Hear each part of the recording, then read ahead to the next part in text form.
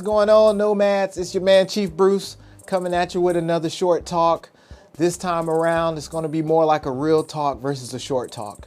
So last time we had the opportunity to sit down with Chief Gudgel, hear about AETC priorities, where we're going, all the great efforts that are going on in the command. That was a great discussion. This time around, I really want to focus on General Goldfein's Year of the Defender, the priority as we look to the defense of our base, the defense of our infrastructure, and how we fight wars today and for the future. But when we think about defense, a lot of times we think about the external threat. We think about what is threatening our base, what is threatening our infrastructure, what's threatening our methods of operation. But I want us to change our perspective on defense just a bit and think about it from an internal perspective. So I know all of you know about high blood pressure. We call it the silent killer because you can't really recognize that it's coming. It pops up in you. Next thing you know, you're on hypertension pills. As my mom would say, you got the salt and you all messed up. The internal killer came and got you. Well, we in the Air Force, we have some internal killers that are taking us out. And it's not the enemy, but it's the enemy within. And we have CAF and we have resilience programs and we have all these great things, but we still are suffering some great losses in our force. And it's not to the enemy, it's to ourselves. So we have to figure out what are some of the best ways we can get after this internal issue that we're having. And I just want to leave you with 3 quick ways that we can get after this problem set of this internal killer, this internal struggle that we're having as a force. First thing I would say is we have to be vigilant.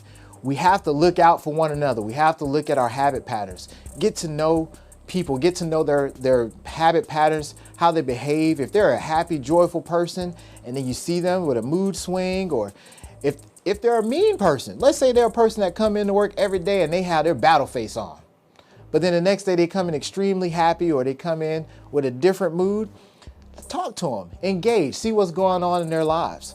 Because that's a part of being vigilant. The other part of being vigilant, the second thing I would say is we have to be intrusive. So that's when I speak on getting in other people's lives, get into their lives, truly know them, get to know your peers, get to know your superiors, get to know your subordinates, get to know their family, get to know, hey, you got 2 kids and a dog. Do you have, who's your mom? How your mom and them doing? Get into their lives. Don't just ask, hey, how you doing? And they say, fine, and you walk off. If you ask how someone's doing, take the time to stop and actually listen to how they're doing. Don't accept fine as just that normal mask that we wear to hide what's really happening in our lives. Now, some people might give you a lot of information, some people might not, but that's okay. Take the time to truly get intrusive and learn about them. The last thing I would say is that we have to become more proactive. We've become exceptional as a force at being reactive and analyzing a situation or analyzing a casualty or fatality after it happens and then trying to figure out, hey, what caused it. But I would challenge us all to be more proactive, i.e. by being vigilant and being intrusive so that we can prevent those things from happening. There's nothing wrong with sitting down and talking with someone. That's part of being proactive. There's nothing wrong with using the CAF skill sets and using the resilient skill sets that we're taught to reach into someone else and to help them through their situation. That's what we're here for. We're wingmen, we're airmen. That's the culture that we need to continue to promote within our force. It's a culture of vigilance, a culture of intrusiveness and proactiveness. We need to get after this problem set because it's the silent killer. It won't be an external threat that takes us out. If we don't get into our internal defense, we can end up hurting ourselves, just like high blood pressure. You don't want to get the salt. We as the Air Force don't want the salt. We have to do better.